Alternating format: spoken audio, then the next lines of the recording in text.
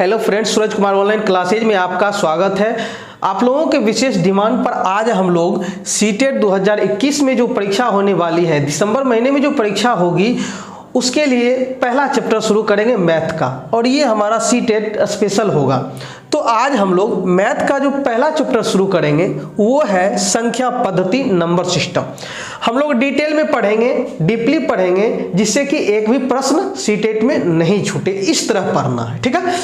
तो आइए आज हम लोग शुरू करते हैं पहला चैप्टर संख्या पद्धति। इससे संबंधित बहुत सारी परिभाषाएं हैं, मतलब संख्याओं की कौन कौन से प्रकार हैं और उसका क्या मतलब होता है वो हम लोग पढ़ते हैं। तो चलिए शुरू करते हैं।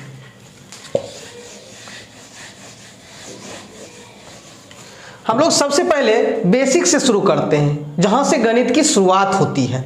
तो हम लोग सबसे पहले देखते हैं कि अंक क्या होता है। अंक, जिसको अंग्रेजी में हम लोग डिजिट कहते हैं।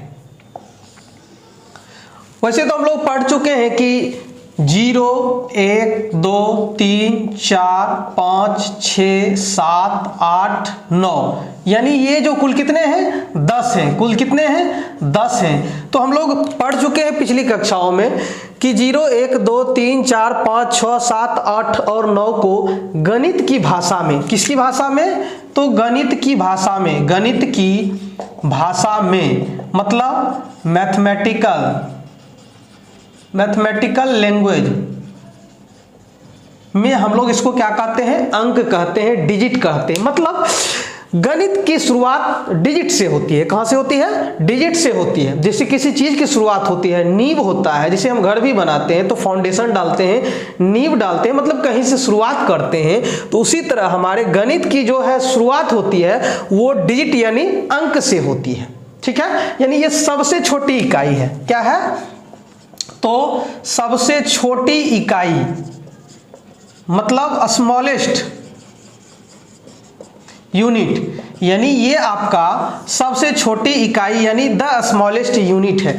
मतलब आप लोग केमिस्ट्री में पढ़ चुके होंगे कि प्रत्येक पदार्थ जो है वो परमाणु से मिलकर बने होते हैं। मतलब जब हम छोटे छोटे टुकड़े में, बहुत छोटे टुकड़े में चले जाते हैं, परमाणु हमें प्राप्त होता है। उसी तरह आपका ये जो है अंक परमाणु की तरह काम करता है, मतलब सबसे छोटी इकाई अंक होती है। तो ये हम लोगों ने देखा कि 0, 1, 2, 3, 4, 5, 6, 7, 8, 9 को हम लोग क्या कहते हैं, गणित की भाषा में अंक कहते हैं। क्या कहते हैं, अंक कहते हैं। मतलब अंकों की कुल कितनी संख्या है, 10 है। और इसी की सहायता से हमारा क्या बनता है, संख्या बनता है। क्या बनता है, संख्या बनता है, जो कि आगे हम लोग देखेंगे। चलिए, वैसे हम लोग इसको ये भी समझ सकते हैं कि ये आपका गणित की भाषा में ये अंक जो होता है वो एक सिंबल होता है। एक तरह से क्या होता है, सिंबल होता है। कैसा सिंबल होता है, तो मैथमेटिकल सिंबल है। मतलब ये गणितीय चिन्ह है। क्या है, चिन्ह है या कहे प्रतीक है। ये गणितीय प्रतीक है, सिंबल है, चिन्ह है, जिसका हम लोग संख्याओं के निर्माण में करते हैं। मतलब इन्हीं अंकों के संयोग से क्या बनता है, संख्या बनता है। तो कहने का मतलब वास्तव में अंक जो होता है, डिजिट जो होता है, यानी 0, 1, 2, 3, 4, 5, 6, 7, 8 और 9 जो है ये आपका गणितीय चिन्ह है। मतलब गणित में उपयोग होने वाला चिन्ह है, जिसके संयोग से, जिसका प्रयोग करके, जिसके समूह से हम लोग क्या बनाएंगे, आगे संख्या बनाएंगे, ठीक है। समझ गए ना। मतलब 0, 1, 2, 3, 4, 5, 6, 7, 8, 9 को हम लोग क्या कहते हैं, अंक कहते हैं। और ये वास्तव में गणितीय चिन्ह यानी गणित में उपयोग होने वाले चिन्ह हैं, संकेत हैं, सिंबल हैं, जिसका यूज हम लोग गणित में संख्याओं को बनाने में करते हैं, ठीक है। तो अंक क्या होता है ये हम लोग समझ चुके हैं। मतलब अंकों की कुल कितनी संख्या है, 10 संख्या है, 0 से लेकर 9 तक। अब हम लोग ये देखते हैं कि अंक होते हैं कितने प्रकार के। मतलब अंक जो ये 10 आपके पास है 0 से लेकर 9 तक, अब इसको कितने भागों में विभाजित किया गया, मतलब इसको कितने प्रकार में बांटा गया, कितने वर्गों में बांटा गया, वो हम लोग देखते हैं। ये तो समझ चुके हैं कि अंक क्या होता है। अंक एक सिंबल होता है, संकेत होता है, चिन्ह होता है, जो कैसा गणितीय चिन्ह होता है, गणितीय सिंबल होता है। और इसका प्रयोग हम लोग किस में करते हैं, तो संख्याओं को बनाने में करते हैं, संख्याओं को लिखने में करते हैं। जैसे यदि हमको मान लीजिए 52 लिखना है 52, तो आप देख रहे हैं कि इसमें एक अंक 5 है और दूसरा अंक हमारा 2 है, मतलब 5 और 2 वास्तव में आपका क्या था, अंक था, और इस दोनों को मिला लिए, आपस में एक समूह बना लिए, तो हमको किसका निर्माण हुआ, एक संख्या यानी 52 का निर्माण हुआ। उसी तरह आपको एक अंक 1 और दूसरा अंक 0 दे दिया जाए, आप क्या किए, 1 और 0 को एक साथ मिला लिए, तो आपको एक संख्या क्या बना, 10 बना। तो कहने का मतलब अंक जो है संकेत है, सिंबल है, गणितीय सिंबल है, जिसका प्रयोग हम लोग संख्याओं के निर्माण में करते हैं, संख्याओं को बनाने में करते हैं, मतलब जिसके संयोग से संख्या का निर्माण होता है। ठीक है, अब हम लोग देखेंगे कि अंक कितने प्रकार के होते हैं।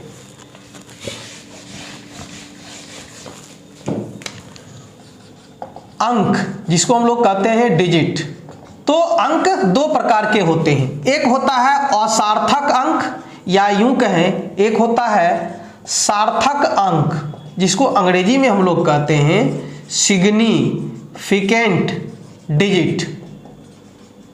ठीक है, और दूसरा हमारा होता है असार्थक अंक, जिसको हम लोग अंग्रेजी में इनसिग्निफिकेंट डिजिट कहते हैं।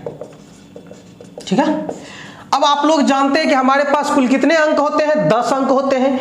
इन्हीं अंकों 10 अंकों में से कुछ क्या होंगे, सार्थक अंक होंगे, मतलब कुछ सार्थक अंक कहलाएंगे और कुछ असार्थक अंक कहलाएंगे। अब हम लोग देखेंगे कि किन किन अंकों को, किस किस अंक को हम लोग सार्थक अंक और किस किस अंक को हम लोग असार्थक अंक कहेंगे, वो देखते हैं। सबसे पहले हम लोग असार्थक की बात करते हैं, जिसको हम लोग कहते हैं इनसिग्निफिकेंट। तो ध्यान में रखना है कि शून्य का मतलब हुआ, यानी 0 को हम लोग क्या कहते हैं, 0 यानी शून्य को हम लोग असार्थक अंक कहते हैं। मतलब मात्र एक अंक 0 या 0 है, जिसको हम लोग क्या कहते हैं, असार्थक अंक कहते हैं। ठीक है, मतलब 0 एक वैसा अंक है जिसको हम लोग क्या कहते हैं, असार्थक अंक कहते हैं। तो आपसे पूछा जाए कि किस अंक को हम लोग असार्थक अंक कहते हैं, तो कहेंगे मात्र 0 ही एक ऐसा अंक है जिसको हम लोग असार्थक अंक कहते हैं। और चूंकि हम लोग जानते हैं कि हमारे पास कितने अंक हैं, तो 10, 0, 1, 2, 3, 4, 5, 6, 7, 8, 9, 0 का तो काम हो चुका है। अब ये जो 9 बच गए हैं, यानी 1, 2, 3, 4, 5, 6, 7, 8, 9, ये जो 9 आपके बच गए हैं, ये आपके सार्थक अंक कहलाते हैं। मतलब 0 को छोड़कर, 0 को छोड़कर से सभी 9 अंक जो बचते हैं, वे सभी अंक हमारे क्या कहलाते हैं, तो सार्थक अंक कहलाते हैं। इसको ध्यान में रखना है।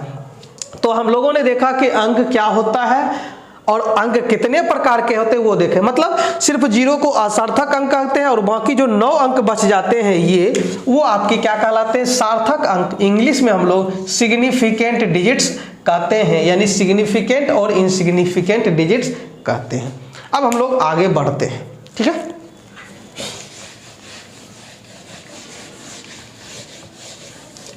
अब हम लोग बात करते हैं संख्यांक की।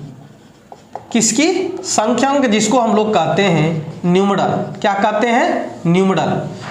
तो हम लोग देखते हैं कि संख्यांक क्या होता है। संख्यांक जो होता है, ये आपका अंकों का समूह होता है। ये आपका क्या होता है, अंकों का समूह होता है, जो किसको बतलाता है, तो जो किसी संख्या को व्यक्त करता है, संख्या को व्यक्त करता है। किसको करता है व्यक्त, संख्या को व्यक्त करता है। तो पूछा जाए आपसे कि संख्यांक क्या है, तो कहेंगे संख्यांक जो है वो अंकों का समूह होता है। मतलब एक से ज्यादा अंक जब एक साथ मिल जाते हैं, तो वो हमारा समूह जब किसी संख्या को बतलाने लगता है, तो वो हमारा क्या कहलाता है, संख्यांक कहलाता है। जैसे आपको 2 अंक दिया जाए, एक अंक 2 और 5 दिया जाए, आपने इस दोनों का क्या बना लिया, समूह बना लिया, 2, 5 बना लिया। तो आपका ये जो अंकों का जो समूह बना, ये हमारा ये जो आपका बना है, ये हमारा संख्यांक है। क्या है, संख्यांक यानी न्यूमरल है। क्या है आपका, न्यूमरल है। और ये किसको बता रहा है, तो 25 को बता रहा है। तो 25 हमारा हो गया संख्या, 25 हमारा हो गया संख्या। 25 हमारा क्या हो गया, संख्या। और इसको बतलाने के लिए अंकों का कौन सा समूह आया, तो कहेंगे 2 5 आया, तो ये अंकों का समूह हुआ, इसलिए ये संख्यांक हुआ। और ये किसको बतला रहे, ये संख्यांक जो है, अंकों का समूह जो है 2 और 5 का जो समूह है, ये वो जिसको बतला रहा है, यानी किसको बतला रहा है, 25 को। तो 25 हो गया हमारा संख्या और ये हो गया हमारा संख्यांक। तो कहने का मतलब संख्यांक जो होता है वो अंकों का समूह होता है जो किसी संख्या को बतलाता है। तो पूछा जाएगा तो कहेंगे कि अंकों का ऐसा समूह जो किसी संख्या को बतलाता है, संख्या को व्यक्त करता है, संख्या को निर्धारित करता है, निरूपित करता है, तो वही हमारा क्या कहलाता है, संख्यांक कहलाता है, अंकों का समूह। और भी उदाहरण देखते हैं। जैसे हमने आपको दिया, मान लीजिए कि एक दिया 2 और एक दिया मान लीजिए 5 दे दी, सॉरी एक दे दिए, हम मान लेते हैं कि 2 और एक दे दिए हम 3।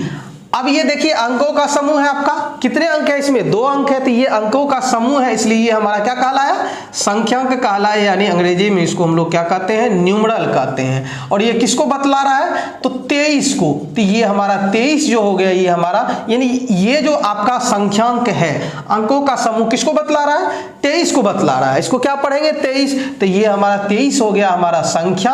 और इसको बतलाने वाला ये जो संकेतों का जो समूह है, मतलब अंकों का जो समूह है, ये हमारा क्या कहलाया, संख्यांक कहलाया। ठीक है।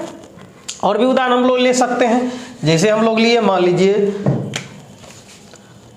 हमने लिया 5 और 0, इस दोनों है, इसमें एक ये और एक ये, 2 अंकों का क्या है, ये समूह है, तो ये हमारा क्या कहलाया, न्यूमरल। क्या कहलाया, न्यूमरल, यानी संख्यांक कहलाया। और ये किसको बतला रहा है, तो आपको ये 50 को बतला रहा है, तो ये हमारा क्या हो गया, संख्या हो गया। तो कहने का मतलब न्यूमरल क्या होता है, न्यूमरल वर्सेस नंबर, संख्या। मतलब संख्या और संख्यांक में क्या अंतर होता है वो हम लोगों ने देखा। मतलब संख्यांक जो होता है वो अंकों का समूह होता है, अंकों का समूह होता है, और अंकों का जो समूह होता है वो हमारा संख्यांक कहलाता है। और संख्यांक जो है जिस चीज को बतलाता है, किसको बतलाता है, ये आपका जैसे ये अंकों का समूह है, ये किसको बतला रहा है, 50 को, तो जिसको बतलाता है वो हमारा क्या कहलाता है, संख्या कहलाता है। ठीक है। तो कहने का मतलब हम लोगों ने देखा कि संख्यांक क्या होता है, संख्या क्या होता है, अंक क्या होता है। अब हम लोग संख्याओं के विभिन्न प्रकार को समझेंगे कि संख्याओं के विभिन्न प्रकार क्या होते हैं, उसका क्या मतलब होता है, मतलब उसकी परिभाषाएं क्या होती हैं। चलिए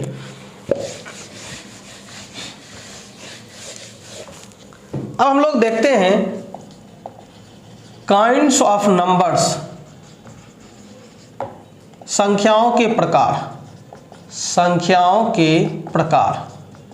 चलिए सबसे पहले हम लोग बात करते हैं प्राकृत संख्या, या फिर इसी को हम लोग प्राकृतिक संख्या, जिसको अंग्रेजी में कहते हैं नेचुरल नंबर्स। ठीक है। अब इसको हम लोग प्राकृत संख्या या प्राकृतिक संख्या क्यों कहते हैं, ध्यान कीजिए कि प्राकृत या प्राकृतिक का मतलब होता है भगवान के द्वारा दिया गया। किसके द्वारा दिया गया, भगवान के द्वारा दिया गया, प्रकृति के द्वारा दिया गया। इसका नाम क्यों पड़ा, क्योंकि ये जो संख्याएं होती है, प्राकृतिक संख्याएं, प्राकृतिक संख्याएं, ये आपको भगवान के द्वारा दिया गया। मतलब आपने इसकी खोज नहीं की है, आपको ये बना बनाया मिला, खोजा मिला। मतलब भगवान ने आपको, जब आप पृथ्वी पर आए उससे पहले आपको भगवान यानी ऋषि मुनियों के द्वारा आपको ये मिला, इसीलिए इसका नाम क्या पड़ा, प्राकृतिक संख्या या प्राकृतिक संख्या। अब प्राकृतिक संख्या या प्राकृतिक संख्या क्या होता है हम लोग जानते हैं। हम लोग जिसमें गणित में पढ़ना शुरू किए, मतलब जब गणित की शुरुआत किए, तो हम लोगों को बचपन में माता पिता के द्वारा या फिर शिक्षकों के द्वारा सबसे पहले गिनती सिखाया गया। और गिनती कहाँ से शुरू किया गया, 1 से, 1 2 3 4 5 6 7 8 9 10, फिर ये धीरे धीरे 100 तक, फिर धीरे धीरे ये आगे बढ़ते गए। तो कहने का मतलब बचपन में जो सिखाया गया 1 2 3 4 5, ऐसा तो नहीं कि आपको ये सिखाया गया कि 1.2 1.3 1.4 या फिर कुछ और सिखाया गया, ऐसा तो नहीं सिखाया गया। मतलब सबसे पहले जो गणित में सिखाया गया हम लोगों को वो 1 से लेकर के आपका जहां तक मतलब 100 तक, फिर आगे ये धीरे धीरे बढ़ते चला गया। तो यही हमारा गणित की भाषा में क्या कहलाता है, प्राकृत संख्या कहलाता है। क्या कहलाता है, प्राकृत संख्या कहलाता है। मतलब गिनती की संख्या जो है हमारा क्या कहलाता है गणित की भाषा में? प्राकृत संख्या या प्राकृतिक संख्या कहलाता है।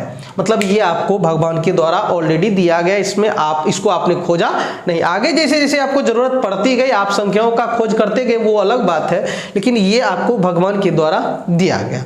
तो गिनती की संख्या को हम लोग क्या कहते हैं? प्राकृत संख्या कहते हैं, या यूं कहें कि जिस संख्या का प्रयोग वस्तुओं की गिनती में किया जाता है वो इसी संख्याओं को हम लोग प्राकृत संख्या कहते हैं, प्राकृतिक संख्या कहते हैं। ठीक है। और प्राकृतिक संख्या जो है आपका कहां से शुरू होता है? 1 2 3 4 5 6 7 8 9 10। और हम जानते हैं कि इसका एक एंड तो है, एक सीमा तो है, लेकिन इसका दूसरा सीमा कहां जाकर रुकेगा वो पता नहीं है। मतलब ये चलता रहेगा। और याद ये हमेशा ध्यान में रखना है कि जब कोई सीरीज, श्रेणी, पैटर्न वो बढ़ता ही जाए, उसका कोई अंत नहीं है, तो लास्ट में हम लोग 3 डॉट देना है। 1 2 3 डॉट ही देना है। 3 डॉट देकर छोड़ देना, इसका मतलब हुआ कि इसका कोई अंत नहीं है, कोई अंत नहीं है। मीन्स ये अनंत तक, इसका कोई अंत मतलब ये अनंत तक जाएगी। ऐसा नहीं कि जितना मन उतना डॉट दे दिए, ऐसा करना तकनीकी रूप से गलत है। मतलब किसी का जब क्या अंत नहीं है तो हम लोग मात्र लास्ट में 3 डॉट देकर छोड़ देते हैं। मतलब आप इसके पीछे जैसे जैसे भागते चले जाएंगे ये भी आगे भागता चला जाएगा, ये पकड़ने आपको कभी नहीं देगा। तो कहने का मतलब हुआ कि गिनती की संख्या जो है, यानी जिन संख्याओं का प्रयोग वस्तुओं की गिनती में किया जाता है वही संख्याएं हमारी क्या कहलाती है? प्राकृतिक संख्या, प्राकृतिक संख्याएं कहलाती है। और प्राकृतिक संख्याओं की शुरुआत कहां से होती है? तो 1 से, इसका कोई अंत नहीं है, अनंत तक। ठीक है। तो अगर आपसे पूछा जाए कि सबसे छोटी प्राकृतिक संख्या क्या है, तो आप कहेंगे कि सबसे छोटी प्राकृतिक संख्या 1 है, क्योंकि 1 से ही प्राकृतिक संख्या के शुरुआत होती है। उसके बाद 1 जोड़ते जाएंगे, 1 जोड़ते जाएंगे और 1 जोड़ते जाएंगे, आगे बढ़ते जाएंगे। आगे 10 में 1 जोड़ेंगे तो 11, 11 में 1 जोड़ेंगे तो 12, 12 में 1 जोड़ेंगे 13, 13 में 1 जोड़ेंगे 14, फिर डॉट दिए, फिर 14 में मान लीजिए 1 जोड़े तो 15, 15 में 1 जोड़े 16, ये चलता रहेगा, इसका कोई अंत नहीं है। अब आपसे पूछा जाए कि सबसे बड़ी प्राकृतिक संख्या, सबसे छोटी तो हो गया 1, जहां से शुरुआत होती है वही सबसे छोटी संख्या हुआ। अब आपसे पूछा जाए कि सबसे बड़ी प्राकृतिक संख्या क्या है, तो अब जहां ये जाकर रुकेगी वही ना सबसे बड़ी संख्या होगी, प्राकृतिक संख्या। लेकिन ये तो रुकेगी ही नहीं। जब नहीं रुकेगी तो इसका मतलब है सबसे बड़ी प्राकृतिक संख्या लिख पाना संभव नहीं है, मतलब ये असंभव है। क्यों? क्योंकि ये कहीं रुक ही नहीं रहा है। आप 1 से बड़ा 2, 2 से बड़ा 3, 3 से बड़ा 4, 4 से बड़ा 5, 16 से बड़ा 17, 17 से बड़ा 18, मान लीजिए आपका ये 100 तक जाकर रुक जाता, तो हम कहते हैं सबसे बड़ी प्राकृतिक संख्या क्या है? 100 है। लेकिन ऐसा तो है नहीं, ये क्या रुक ही नहीं रहा है, मतलब ये आगे बढ़ता ही चला जा रहा है। इसलिए सबसे लास्ट संख्या, मतलब सबसे बड़ी संख्या, प्राकृतिक संख्या को लिख पाना संभव नहीं है। ठीक है। सॉरी। तो हम लोगों ने देखा कि प्राकृतिक संख्या क्या होता है, किसको कहते हैं। अब हम लोग इसमें देखते हैं थोड़ा सा, प्राकृतिक संख्याओं की शुरुआत कहां से होती है? 1 से। 1 2 3 4 5 6 7 8 9 10, ये चलता ही जाएगा 3 डॉट, मतलब इसका कोई अंत नहीं है। अब हम लोग देख रहे हैं कि प्राकृतिक संख्याओं का ये क्या है? समूह है। क्या है? समूह है। और सभी प्राकृतिक संख्या एक एक करके सीरियली, मतलब क्रमागत रूप से एक एक करके क्या किया गया? कॉमा की सहायता से इसको अलग किया गया। अगर मान लीजिए यहां कॉमा नहीं देंगे तो आपका जो मन सो पढ़ लेंगे, इसका कोई इकाई, दहाई, सैकड़ा, हजार करना शुरू कर देगा। इसलिए इस कंफ्यूजन को दूर करने के लिए कि हाँ ये अलग प्राकृतिक संख्या, ये अलग, ये अलग, ये अलग, इसलिए हम लोग क्या करते हैं? कॉमा देते हैं। क्या करते हैं? कॉमा देते हैं। और ये जो हमारा है, ये है प्राकृत या प्राकृतिक संख्याओं का क्या है? समूह है। संख्याओं का समूह है। क्या है ये? समूह। और गणित की भाषा में हम लोग क्लास 11th में पढ़ चुके हैं कि जो अच्छी तरह परिभाषित समूह होता है उसको हम लोग कहते हैं समुच्च। क्या कहते हैं? समुच्च कहते हैं, जिसको हम लोग कहते हैं सेट। अब इसमें जाना नहीं है, लेकिन फिलहाल इतना समझ लेना है कि समूह का मतलब ही गणित की भाषा में क्या होता है? समुच्च होता है, जिसको अंग्रेजी में हम लोग क्या कहते हैं? सेट कहते हैं। तो ये जो हमारा प्राकृतिक संख्याओं का समूह है, ठीक है, तो इसको हम लोग एक स्पेशल लेटर से क्या करेंगे, सूचित करेंगे, व्यक्त करेंगे, निर्धारित करेंगे। और वो लेटर हमारा क्या है, एन। तो एन का मतलब होता है, यानी कैपिटल एन है, बड़ी एन है, एन का मतलब होता है प्राकृत संख्याओं का समुच्चय। प्राकृत संख्याओं का समुच्चय, एन का मतलब होता है प्राकृत संख्याओं का समुच्चय, ठीक है। और जो ही ये एन आया, इसका मतलब है कि जितनी भी प्राकृतिक संख्या है वो सब आ गया इसके अंदर, एक भी छूटना नहीं चाहिए, हमारा ये फिगर आना चाहिए। और हम लोग क्या करते हैं, इसको मंझोली ब्रैकेट के अंदर रख देते हैं। तो यही हमारा हुआ एन। एन का मतलब हुआ सभी प्राकृतिक संख्याओं का समुच्चय, मतलब जितने भी प्राकृतिक संख्या उसका क्या हुआ, ये समूह हुआ। क्या हुआ, समूह हुआ। समझ रहे हैं ना। तो समुच्चय कहें या समूह कहें, एक ही बात हुआ। और इसको एक मंझोली कोष्ठक के अंदर डाल देते हैं। क्या करते हैं, डाल देते हैं, मतलब 1 2 3 4। क्यों, क्योंकि समुच्चय का परिभाषा ये है कि हम उसको मंझोली कोष्ठक के अंदर डालते हैं, मतलब संख्याओं का जो समूह होता है उसको मंझोली कोष्ठक के अंदर डाल देते हैं। उसके बाद एक एक करके कॉमा की सहायता से सेपरेट कर देते हैं। तो ये जो समूह आपको मिला, इसको हम लोग बड़ी संख्या एन से सूचित करेंगे। तो एन जहां भी दिखेगा गणित में बड़ी एन, तो हम लोग समझ जाएंगे कि इसका मतलब हुआ कि ये प्राकृतिक संख्याओं का समुच्चय है, यानी प्राकृतिक संख्याओं का समूह है, ठीक है। चलिए, छोटा एन नहीं डालना है, बड़ा एन ही रहेगा, ठीक है। तो कहने का मतलब हुआ कि आपको यदि दे दिया जाए कि एन का मतलब, आपको एन दे दिया जाए, तो माइंड में क्या क्लिक करना चाहिए कि ये जो हमारा प्राकृतिक संख्याओं का क्या है, समुच्चय है। 5 6 7 8, मतलब ये मंझोली कोष्ठक के अंदर डाल दिए, मतलब एन का मतलब हुआ, इसका मतलब हुआ प्राकृत संख्याओं का क्या हो गया, समुच्चय। समुच्चय या इसी को हम लोग कहें समूह, मतलब सभी प्राकृतिक संख्याओं का, मतलब एक भी छूटना नहीं चाहिए, एक से लेकर अनंत तक। तो हम लोगों ने देखा प्राकृतिक संख्या, प्राकृतिक संख्या या प्राकृतिक संख्या किसे कहते हैं, वो हम लोगों ने देखा। अब हम लोग आगे बढ़ते हैं और ये भी देखा कि ये हमें भगवान के द्वारा दिया गया, हम लोग इसकी खोज नहीं की।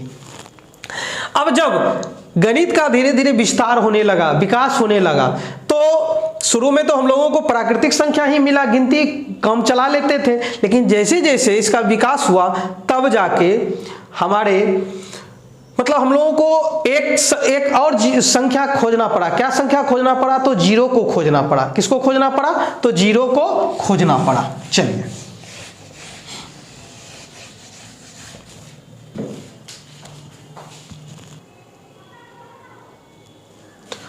तो कहने का मतलब जब प्राकृतिक संख्या से काम नहीं चलने लगा, मान लीजिए किसी के पास 2 कलम है तो कहेंगे 2 कलम है, किसी के पास है ही नहीं तो उसको हम लोग क्या कहेंगे, किस चीज से सूचित करेंगे, तब जाके भारतीयों के ही द्वारा, किसके द्वारा, भारतीयों के ही द्वारा शून्य का खोज किया गया, शून्य का आविष्कार किया गया। शून्य यानी जीरो, ये भारतीयों के द्वारा किया गया था, भारतीयों के द्वारा वैदिक काल में, ठीक है।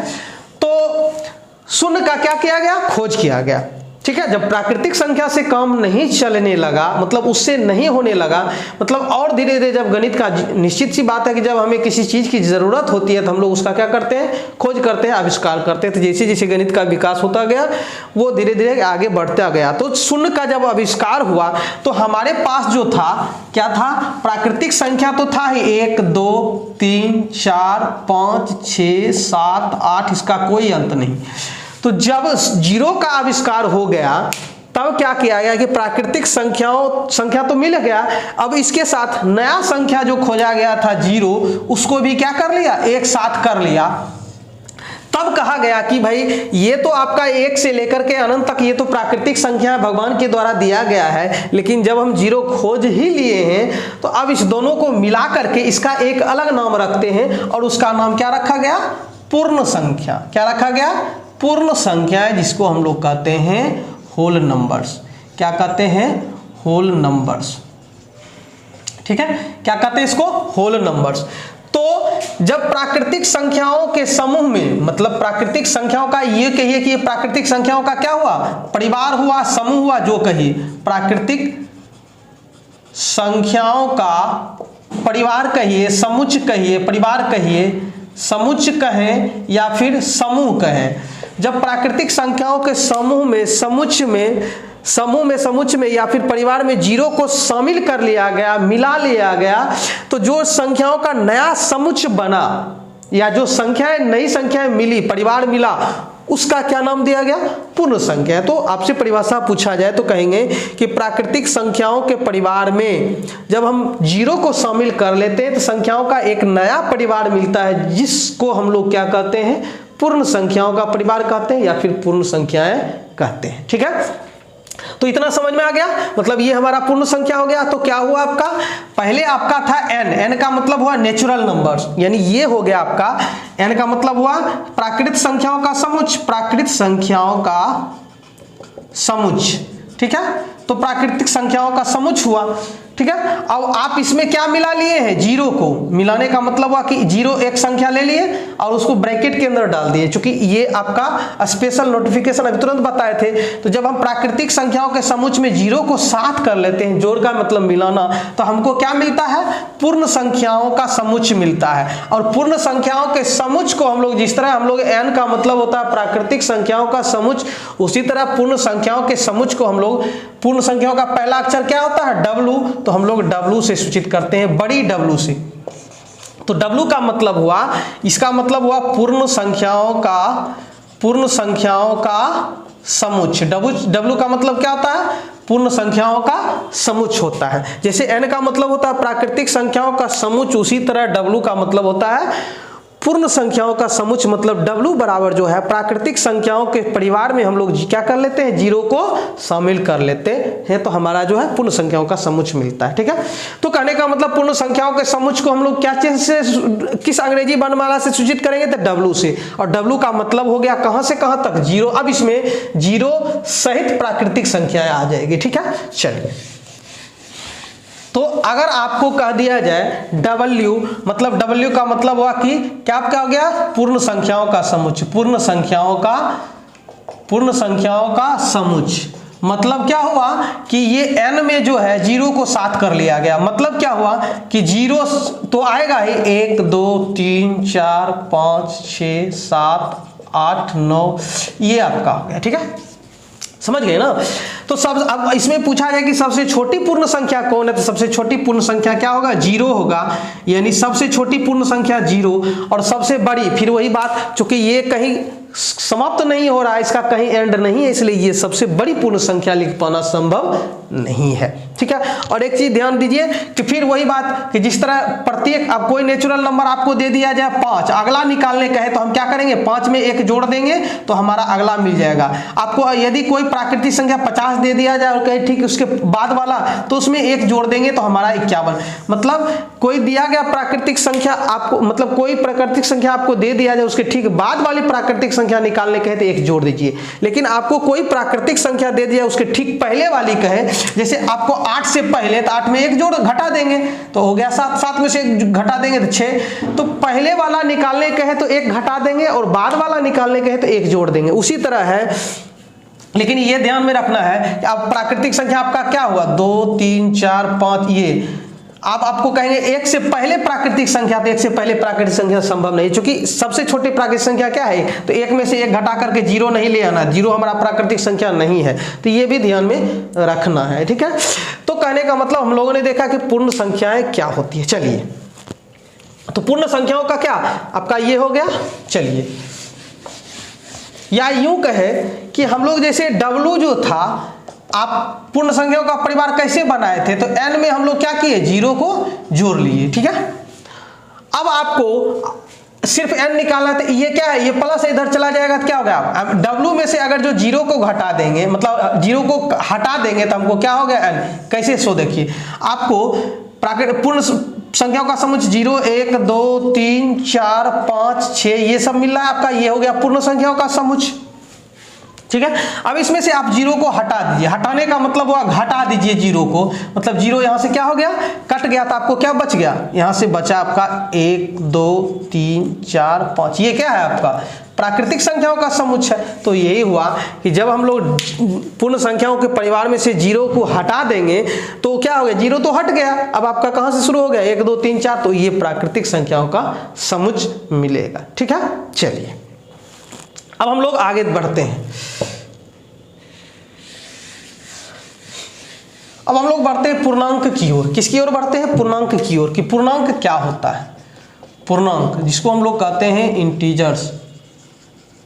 चलिए, अब पूर्णांक क्या होता है, मतलब सबसे पहले तो प्राकृतिक संख्याएं भगवान के द्वारा दिया गया था 3, 4, 5, 6, 7, 8 ये।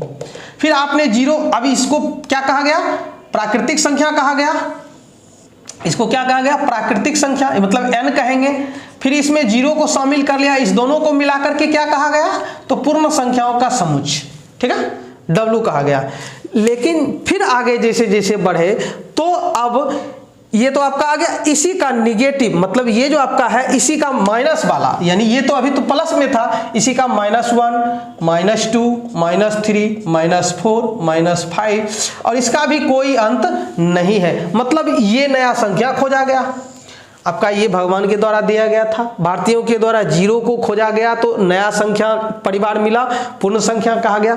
लेकिन फिर आगे जाकर के ये आपका प्राकृतिक संख्या है, ये हो गया धनात्मक प्राकृतिक संख्या। कौन सा हो गया, धनात्मक, मतलब प्लस वाला धनात्मक प्राकृतिक संख्या है। अब ये आगे जाके क्या किया गया कि इसी में माइनस लगा करके इसका नाम दिया गया ऋणात्मक। क्या दिया गया, ऋणात्मक या माइनस वाला, ऋणात्मक प्राकृतिक संख्याएं, ये खोजा गया और सबको फिर एक साथ मिला लिया गया। और सबको जब एक साथ मिला गया तो परिवार एक जो नया मिला उसी का नाम क्या रखा गया, पूर्णांक रखा गया। क्या रखा गया, पूर्णांक रखा गया। मतलब प्राकृतिक संख्या हमेशा प्लस में, पूर्ण संख्या भी प्लस में है जीरो को छोड़ करके। अभी तक तो माइनस वाला संख्या का खोज नहीं हुआ, लेकिन आगे जाके जब माइनस वाली संख्या का खोज हुआ तब जाके संख्याओं का एक जो परिवार बना उसी का नाम क्या रखा गया, पूर्णांक। तो पूर्णांक जो है प्लस में भी होता है, माइनस में भी होता है और जीरो भी होता है। ठीक है, समझ गए ना। तो चलिए, अब ये जो कहने का मतलब हुआ कि जब हम ऋणात्मक धनात्मक प्राकृतिक संख्याओं के साथ जीरो और ऋणात्मक प्राकृतिक संख्याओं को साथ कर लेते हैं तो जो संख्याओं का पूरा परिवार मिलता है वही हमारा पूर्णांक कहलाता है। ठीक है, मतलब धनात्मक प्राकृतिक संख्याओं, शून्य एवं ऋणात्मक प्राकृतिक संख्याओं के समूह को, परिवार को हम लोग पूर्णांक कहते हैं। अच्छा, अब यहाँ ध्यान देने वाली बात यह है कि जीरो को ना प्लस में शामिल कर रहे हैं ना माइनस में। क्यों, क्योंकि जीरो जो है आपका, यानी जीरो शून्य जो है, तो zero is neither negative, zero is neither negative nor positive, मतलब जीरो शून्य न तो धनात्मक है, क्या है, धनात्मक है, और न ही ऋणात्मक है। ये ध्यान में रखना है। जीरो जो है आपका ना धनात्मक है ना ऋणात्मक है। इसका मतलब हुआ जीरो को ना इसके साथ मिला सकते हैं धनात्मक प्राकृतिक संख्या के साथ, और ना ही जीरो को हम लोग ऋणात्मक प्राकृतिक संख्या के साथ मिला सकते हैं। इसलिए हम लोग को अलग अलग करना पड़ा कि धनात्मक प्राकृतिक संख्याओं का समुच्चय परिवार, जीरो एवं ऋणात्मक, देखिए इसी का माइनस ये है ऋणात्मक प्राकृतिक संख्याओं का समुच्चय, ये सभी जो है पूरा मिल करके क्या बनाते हैं, पूर्णांक बनाते हैं। मतलब पूर्णांक जो होते हैं प्लस में भी होते हैं, माइनस में भी होते हैं और जीरो भी होता है। यानी जीरो जो है इज नाइदर निगेटिव, जीरो है नहीं, न ही तो निगेटिव और न ही पॉजिटिव। शून्य न धनात्मक है ना ऋणात्मक है, तो है क्या, तो शून्य जो हमारा है, यानी ये ना धनात्मक इस पर काम करेगा ना ऋणात्मक काम करेगा, तो आखिर जीरो है क्या, तो हमारा जीरो जो है, जीरो यानी शून्य जो है, शून्य जीरो, ये हमारा उदासीन है। क्या है, उदासीन, न्यूट्रल। क्या कहते हैं इसको, न्यूट्रल कहते हैं। क्या कहते हैं, न्यूट्रल। तो जीरो हमारा क्या है, उदासीन है, न्यूट्रल है, यानी जीरो ना तो निगेटिव है ना पॉजिटिव है। क्लियर है। चलिए अब हम लोग आगे बढ़ते हैं।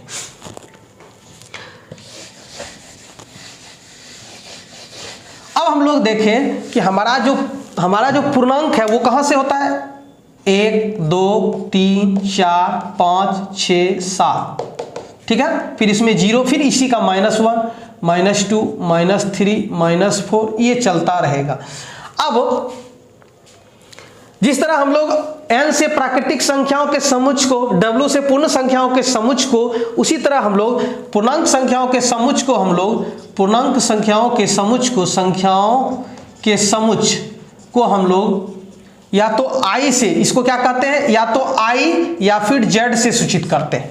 किसे, या तो I से या फिर Z से हम लोग सूचित करते हैं। ठीक है, मतलब I या Z का मतलब हुआ, या तो I कहे या Z का मतलब हुआ हमारा क्या हुआ, पूर्णांक संख्याओं का समुच्चय, पूर्णांक संख्याओं का समुच्चय। ठीक है, और इसका मतलब ये हुआ कि कहाँ से शुरू होगा हमारा जो है 0 1 2 3 4 ये चलता रहेगा, और इसी का -1 -2 -3 -4 ये भी चलता रहेगा। ठीक है, और मझोली ब्रैकेट के अंदर हम लोग डाल देंगे। ठीक है, ये हमारा हुआ I या Z।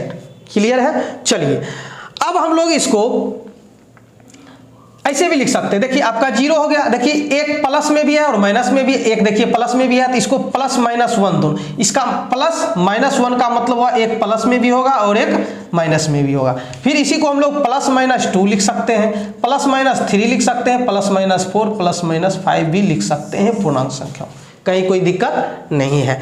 तो पूर्णांक हमारा चूंकि प्लस में भी आता है माइनस में भी आता है, तो हम लोग पूर्णांक को ऐसे भी लिख सकते हैं, कोई दिक्कत नहीं है। चलिए ठीक है, तो कहने का मतलब हुआ कि हम लोग, अच्छा एक चीज जेड क्यों, जेड चूंकि ये जो है जेहलिन इसका ग्रीक वर्ड होता है, जेहलिन जिसको हम लोग इंटीजर सी कहते हैं, इसलिए इसका जेड रखा गया। ग्रीक वर्ड में जेड का मतलब जेहलिन होता है, जिसका मतलब इंटीजर ही होता है, इसलिए इसको जेड से भी सूचित करते हैं। और ये देख रहे हैं कि ये I या Z जो है पूर्णांक संख्याओं का समुच्चय, ये प्लस में भी आता है और माइनस में भी।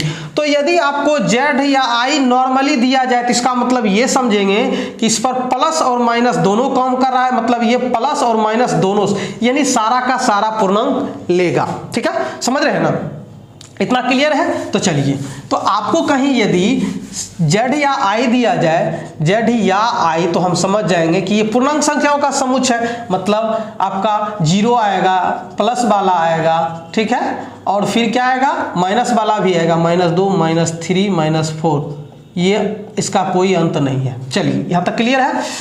अब अगर आपको इसमें Z प्लस या I प्लस दे दिया जाए, इसका मतलब हुआ कि प्लस दर्शा रहा है कि ये सिर्फ धनात्मक पूर्णांक संख्याओं का समुच्चय, ये हुआ धनात्मक, प्लस चिन्ह दर्शा रहा है कि धनात्मक पूर्णांकों का समूह, इसमें सिर्फ धनात्मक वाला ही आएगा, माइनस वाला ऋणात्मक वाला नहीं आएगा। तो इसका मतलब इसमें अब क्या आ जाएगा, तो प्लस वाला सिर्फ ये है, क्योंकि 0 ना प्लस है और ना माइनस, और जबकि ये प्लस दे दिया, इसका मतलब सिर्फ प्लस वाला भी आएगा, सिर्फ प्लस वाला ही आएगा, मतलब 1 2 3 4। तो ये ध्यान में रखना है। ठीक है, और ये है क्या, वास्तव में याद कीजिए कि ये हमारा प्राकृतिक संख्याओं का समुच्चय होता है, जिसको हम लोग क्या कहते हैं n। तो अगर आपको I प्लस या Z प्लस बराबर n लिख दिया जाए तो कोई गलत लिखा नहीं गया है। क्यों, क्योंकि सिर्फ प्लस वाला ही लेगा, ये माइनस वाला और ये 0 नहीं लेगा, चूंकि 0 ना प्लस है ना माइनस है, तो ना इसको प्लस के साथ रख सकते हैं ना माइनस के साथ रख सकते हैं। इतना क्लियर है। तो Z प्लस या I माइनस का मतलब हुआ कि सिर्फ प्लस वाला ही आएगा, माइनस वाला और 0 नहीं आएगा। ठीक है, और यदि यहां मान लीजिए कि यहां से ये दोनों कोई भी चिन्ह नहीं दिया जाए, तो इसका मतलब है कि इसमें प्लस भी आएगा, माइनस भी आएगा और 0 भी आएगा। ठीक है, यहां तक क्लियर है। अब चलिए, अब इसी में चूंकि प्लस वाला हम लोग देख चुके हैं, अब इसी में यदि आपको मान लीजिए हम दे दें Z माइनस या I माइनस, इसका मतलब हुआ कि अब सिर्फ माइनस वाला आएगा। क्या आएगा, माइनस वाला आएगा, उसमें 0 नहीं आएगा, चूंकि 0 माइनस में नहीं है ना प्लस में है, तो सिर्फ माइनस वाला, यानी -1 -2 इधर से ले रहे हैं हम लोग, इसको सीधा करके लिख देते हैं, -3 -4 -5 -6, ये अंत, इसका कोई अंत नहीं है। मतलब इसका मतलब हुआ कि ऋणात्मक प्राकृतिक संख्याओं का समुच्चय, ऋणात्मक पूर्णांकों का समुच्चय, ये पूर्णांक है ना, पूर्णांकों का समुच्चय। ठीक है, समझ गए ना। चलिए, ये हम लोग को ध्यान में रखना है। ठीक है,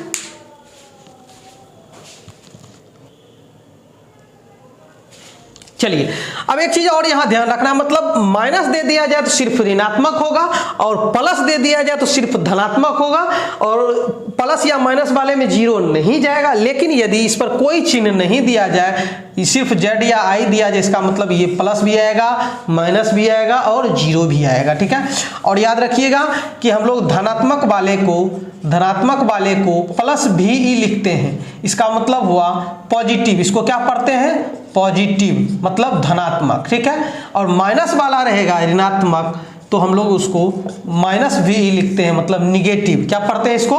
निगेटिव पढ़ते हैं, निगेटिव। ये ध्यान में रखना है, ठीक है।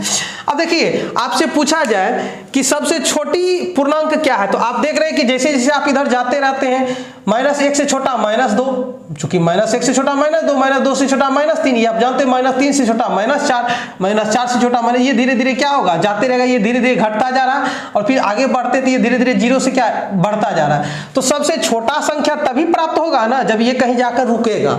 तो कहने का मतलब सबसे छोटी पूर्णांक संख्या लिख पाना संभव नहीं है। उसी तरह सबसे बड़ी ये कहाँ जाके खत्म होगा इसका कोई अता पता नहीं है। तो कहने का मतलब पूर्णांक का ना तो ओर पता है ना छोर पता है, मतलब इसका कोई भी सीमा पता नहीं है। ये दोनों तरफ जो है क्या आगे बढ़ता ही जा रहा है, जिसका कोई अंत नहीं है। मतलब सबसे छोटी पूर्णांक या सबसे बड़ी पूर्णांक लिख पाना संभव नहीं है। जबकि पूर्ण संख्या वाले में आपका शुरू हुआ था 0 से, 0 1 2 3, तो आप सबसे छोटी तो ले लिए थे लेकिन सबसे बड़ी नहीं मिल पाया था। लेकिन इसका कुछ भी पता नहीं है, ना छोटी ना बड़ी। उसी तरह है फिर वही बात आपका कि हम आगे बढ़ेंगे तो 1 जोड़ते जाएंगे, पीछे जाएंगे तो 1 घटाते जाएंगे। जैसे आपको कोई संख्या दे दिया जाए, मान लीजिए -1, और आपको कहे कि इससे ठीक पहले वाला, तो पहले वाला जानने के लिए हम क्या करेंगे, इसमें से 1 घटाएंगे तो हो गया -2। देखिए इसके एक ठीक पहले वाला आ गया -2।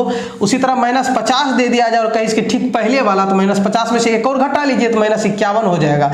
लेकिन अगर आपको कहे कि इसके ठीक बाद वाला, तो -50, मान लीजिए -4 के बाद वाला, तो बाद वाला में हम 1 जोड़ते हैं तो क्या हो गया -3। देखिए -4 के बाद कौन है, -3। तो ये समझ में आ गया। तो पूर्णांक क्या होता है ये हम लोगों ने समझा, ठीक है। चलिए